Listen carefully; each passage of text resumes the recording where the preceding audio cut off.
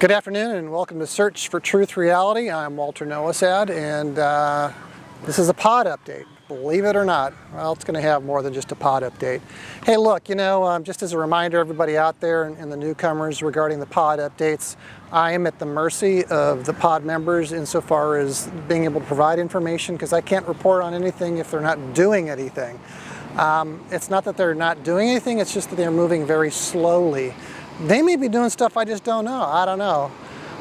There's a handful of them that I'm in regular contact with, over Skype, and we have some nice long conversations about various different kinds of technologies, like, Kesha's Spaceship Institute and his plasma tech, and I think I pushed their buttons pretty well, because I'm not on board with that actually being a technology, because we haven't seen anything actually work out of it, my opinion. They've seen stuff. I'm not jumping up and down and saying, "Yay, this is going to work."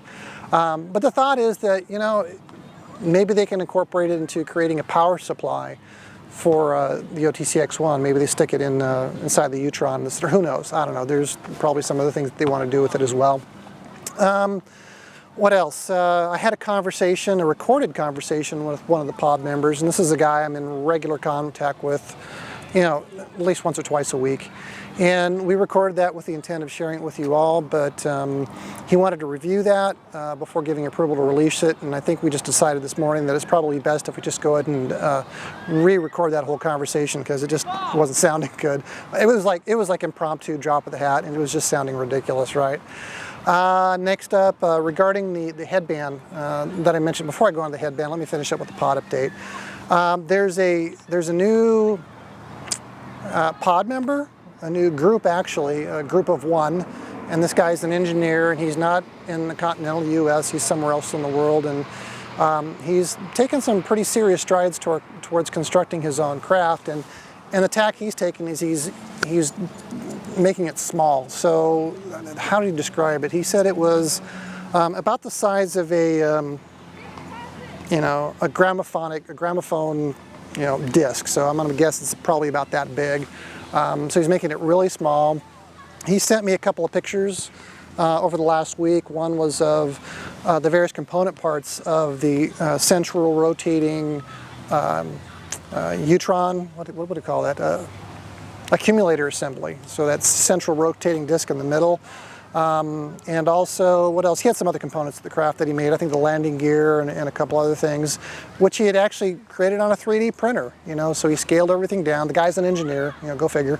And then just the other day, he sent pictures of the C-shaped electromagnet blanks, and they're made of iron. They're not plastic. They weren't 3D printed. So these he actually he'd cut, according to his email, he cut using a laser. So, wow, so this guy's got some access to some really cool toys.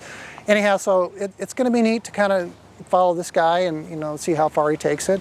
So that's all I've got right now on the OTCX-1. I mean, as far as the pods are doing, it's what else is there? They're going to be implementing the monopolar motor wiring circuitry and leveraging Lenz's law to create rotation and counter rotation. If you've read any of my comments out there underneath these pod updates and under the wiring the OTCX-1, I'm writing until I'm blue in the face describing what this is, but it's fine. Everybody's got a question, I'll be happy to answer it. It's out there, at least, read through the comments to see what's going on. Let's see, I was out here yesterday and I was showing off the Lemurian Hollow Earth headband, and I've not tried it on yet. And no, I'm not going to try it on until I get some other people out here to join me. Here's where we are with that. I've got a couple of friends who've agreed to do it, and it's just a matter of scheduling it. So if I'm lucky, I'll probably get them out here like Monday, Tuesday, Wednesday of next week to at least shoot it and see how it goes. And then you get to see what happens. I tried calling my new friend of mine about her experience with the Lemurian Hollow Earth headband to get that recorded, but I got no answer on the phone. So when I get that, I'll probably include that with the rest of the video. What else do I want to talk about? William Tompkins. I had a nice long conversation with him. Just got off the phone with him about 10 minutes ago. We talked for about 2.5 hours. And I'll be actually meeting with him on Tuesday, and we're going to spend the day. And he's got a lot of things that he wants to show me, including documentation, which should be quite interesting. So that's another thing that you can look forward to. Anyway, that's all I got. You know, it's a beautiful day here in Southern California. It's a little humid, probably about, I don't know, 75, 80 degrees here, a little overcast. Perfect weather. Hope the weather is as good as it is here for you in other parts of the country and other parts of the world. Until next time, thank you for watching. Thank you for subscribing and sharing and commenting. We'll talk to you next time.